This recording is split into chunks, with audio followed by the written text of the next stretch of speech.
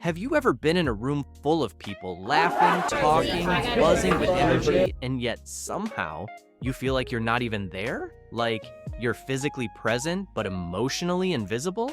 Yeah, same. And let me just say this. Feeling lonely doesn't mean there's something wrong with you. It means you're human. It means you crave connection, like all of us do. And if you're tired of that empty, distant feeling, I got you. Today, we're going to talk about how to stop feeling so alone even when you're surrounded by people. Not some fluffy advice or a to-do list that makes you feel worse, just real talk. Stuff I wish someone told me way earlier. Let me take you back for a second. There was a time when I had what looked like a social life. People around, group chats buzzing, invites to stuff, but somehow, after every hangout, every group dinner, I'd go home and feel disconnected, like I was just playing a role, like I didn't belong to any of it. And it took me a long time to realize that being around people isn't the same as feeling connected. And I know I'm not the only one, because loneliness is one of those things we all experience but barely talk about. It's quiet, it's sneaky, and it shows up not just when you're alone in your room, but sometimes, especially when you're at a party, in school, in meetings, or even scrolling your feed surrounded by likes and hearts. So how do we fix it? Let's talk about it. Let's make it simple. Let's make it human. Okay, so this is the part that kind of stings. One of the biggest reasons we feel alone, even around people, is because we're hiding. Not in a dramatic way, but in those small, subtle ways. We laugh when we don't really get the joke. We say, "I'm fine," when we're not. We scroll instead of speaking up. We shrink our personalities to fit in. And the thing is, how can someone truly connect with you if they don't really see you? I used to think if I just acted chill enough, funny enough, smart enough, people would like me. And they did sort of. But they liked the version of me that I was curating. Not the real one. Not the messy, weird, honest version. The moment I started showing up more honestly, even in small ways, like admitting I was nervous or saying, "I don't get that," without shame, it was like people leaned in closer. Because everyone is looking for permission to be real. You give them that when you're brave enough to be real first. You don't need a crowd, you need connection. Real, honest, I see you kind of friendships. But here's where most of us get tripped up. We think the more people around us, the less lonely we'll feel. So we stretch ourselves thin. We try to stay close to everyone, the group from work, the people from college, the childhood friends we barely talk to anymore. And somehow, in trying to keep up with everyone, we connect deeply with no one. It's okay to let some connections fade. Seriously, focus on the ones that matter, the ones where you feel safe, where you laugh until you cry, where you don't have to second guess every text you send. Go deep, not wide. Even just one person you feel fully yourself with, that can change everything. So many of us walk around with a mask on because we're scared of being judged. And ironically, that mask is what keeps us feeling invisible. The people who connect the most aren't the coolest, or the smartest, or the most polished. They're the ones who are real. Like, think about someone you really admire. It's probably not because they have it all together, it's because they don't pretend to. When you say something real, "Honestly, I've been feeling kind of off lately," you're opening a door, and you'd be surprised how many people will step through that door and say, "Me too." We're all waiting for someone to go first. This one's important, so lean in. Loneliness doesn't mean there's something wrong with you. It doesn't mean you're socially awkward or unlovable or too quiet or too intense.